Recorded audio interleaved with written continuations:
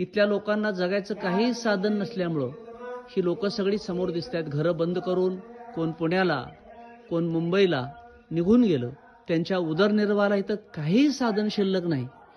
अशा परिस्थितीमध्ये हिंदूंनी इथल्या या पुजाऱ्यांना जर आधार नाही दिला, त्यांना जगायचं काही साधन नाही दिलं, तर इथल्या मंदिरांच्या पूजा सुद्धा ओस पडतील. आणि मग छत्रपती शिवाजी महाराजांनी हे गडकोट किल्ले, फुलाजी प्रभू, बाजी प्रभूंनी इथं आपलं बलिदान का दिलं, हा माझ्यासारख्या एका गडप्रेमीला पडलेला प्रश्न आहे. इथं आता एक छोटी आजी आजोबा आहेत, ही बंद घरांची कुलपं दिसत आहेत आपल्याला.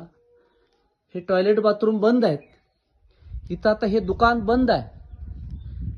इथं ही सगळी घरं बंद आहेत. हे एक काका इथं राहत आहेत आणि एक खेडेकर परिवार, ही सगळी घरं ओस पडलेले आहेत. इथं कुणीही आपल्याला दिसत नाही. सगळ्या घरांना कुलपं आहेत. ही जर हिंदूंची इथं अवस्था असेल, तर इथं राहणाऱ्या देवदेवतांना सुद्धा काळजी पडली की उद्या आपल्या पिंडीवरती घागरभर पाणी कुणी घालणार. या ठिकाणी गडांचे भग्नावशेष आपण बघतोय, पण जिवंत चालती बोलती माणसं इथं 30-40 परिवार हिंदूंचे होते. हे सगळे आपलं घर दार प्रपंच सोडून सगळे पुण्या मुंबईला परदेशी झाले. कारण इथं कुणीही हिंदू पर्यटक भक्त येत नाही. त्यांना जगण्यासाठी लागणारा 5,000 रुपये सुद्धा मिळत नाहीत. अशा स्थितीमध्ये ह्या बंद पडलेल्या घरातील काही आजी आजोबा इथं फक्त राहत आहेत. त्यांच्या पोटापाण्याची व्यवस्था नाही. आणि ही विदारक परिस्थिती जर हिंदूंनी नाही बदलली तर बदलणार कोण?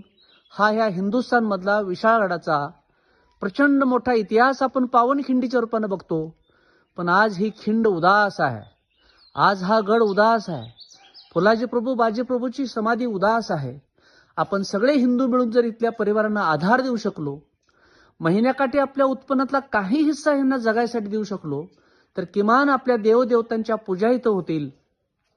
आल्यानंतर राहण्याची व्यवस्था आहे, गरम पाण्याच्या व्यवस्था आहेत. पण हे सगळं घेण्यासाठी इथं येणारा हिंदूच शिल्लक राहिलेला नाही. आणि वरती मात्र आपल्याला दिसणाऱ्या मशिदीचं जे चित्र आहे, तिथं मात्र निवांत खाण्यापिण्याची सगळी व्यवस्था झाल्यामुळं मुस्लिम परिवार आपल्याला दिसतोय. या ठिकाणी मशिदीमध्ये आजही चांगल्या पद्धतीचं जगणं आहे. पण हिंदूंच्या घरांना ही कळा हिंदूंनीच आणलेली आहे. तर सर्व हिंदूंना माझं आव्हान आहे की आपण किमान या भगवंतेश्वराच्या दर्शनाला यावं. इतर राहिलेल्या लोकांच्याकडून चहा, राहण्याची व्यवस्था, गरम पाणी घ्यावं. त्यांना जगण्यासाठी काही ना काही आधार द्यावा.